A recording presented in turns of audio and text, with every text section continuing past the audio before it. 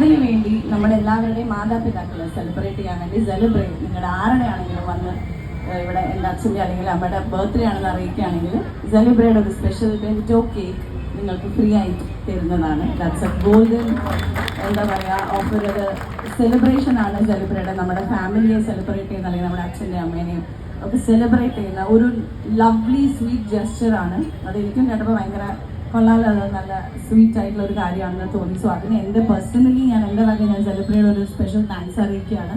So നിങ്ങളെല്ലാവരും നിങ്ങളുടെ അച്ഛൻ്റെ അമ്മയുടെ ബർത്ത്ഡേ വരുമ്പോൾ ഇവിടെ വന്ന് എൻ്റെ അച്ഛൻ്റെ ബർത്ത്ഡേ ആണ് അമ്മയുടെ ബർത്ത്ഡേ പറഞ്ഞാൽ ഒരു നല്ലൊരു ബെൻറ്റോ കേക്ക് സെലിബ്രേറ്റ് വക കിട്ടുന്നതാണ്. ഫ്രീ അല്ലേ?